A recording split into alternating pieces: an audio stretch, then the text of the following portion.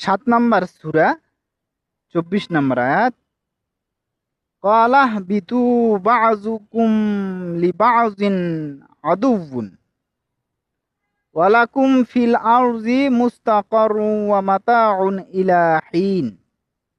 আল্লাহ বললেন, তোমরা নামিয়া যাও, তোমরা একে অপরের শত্রু। আদম, তোমার শত্রু হচ্ছে ইবলিশ, এটা আমি লিখে দিলাম। পৃথিবীতে কিছু কালের জন্য তোমরা তোমাদের বসবাস ও জীবিকা রয়েছে।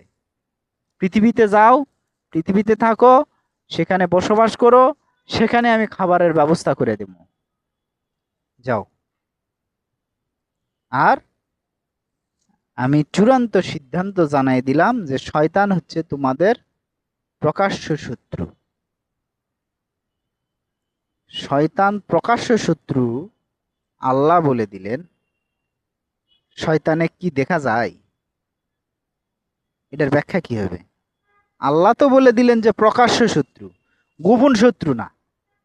অথচ তো আমরা তো দেখতেই পাই না, তাহলে আল্লাহর কোরআন কি মিথ্যা?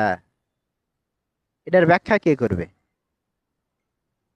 শয়তান খালি ওই গোপনে আসেই কাম করে তা না, শয়তান ওই মানুষের রূপ ধইরা আসে, মানুষের মধ্যে ঢুকে আইসা আপনার কবে যে খা, এই একটা টান মার, চল আজকে অমুক জায়গাত যেতে হবে, খারাপ জায়গাত যাচ্ছে।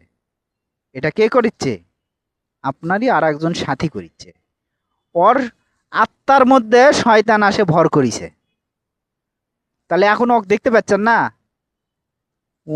এটা কিন্তু আর গোপন শত্রু না। শয়তানটা হচ্ছে এখন প্রকাশ্য রূপ ধরে আসিছে। কখনো কখনো কিন্তু শয়তান নবীর জামানাতে বিভিন্ন হাদিসে আসছে যে প্রকাশ্য রূপ ধরে আসছে। আবার কোরআনেও আসছে যে শয়তান সশরীরে আসে নবীর বিরুদ্ধে যুদ্ধ করেছে, সাহাবীদের বিরুদ্ধে। তখন ফেরেশতা আসে দেখে পালাবার শুরু করছে। প্রকাশ্যে ভাবেই আসিছে, মানে রূপ ধরে, মানুষের রূপ ধরে আসিছে শয়তান। আসে, এখনো আসবে।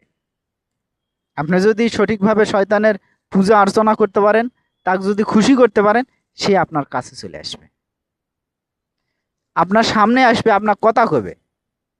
যদি ওটা যদি ওর সাথে দেখা করবে নাও চান, না শয়তান আপনি সহায়তা করবে, আপনি সব সময় শয়তানি মাথা মাথা বুদ্ধি নিয়ে চলবেন, যত প্রকার পাপ আছে সবগুলা করবেন, দেখবেন যে শয়তান আপনার উপর ভর করেছে, ভর কইরা আপনাকে পরিচালনা করবে। আপনি নিজেই একটা শয়তান হয়ে যাবেন, তখন ইবলিশ শয়তান হয়ে যাবে। তো আল্লাহ তাআলা লিখিত দিয়ে দিলেন যে শয়তান হচ্ছে তোমাদের প্রকাশ্য শত্রু।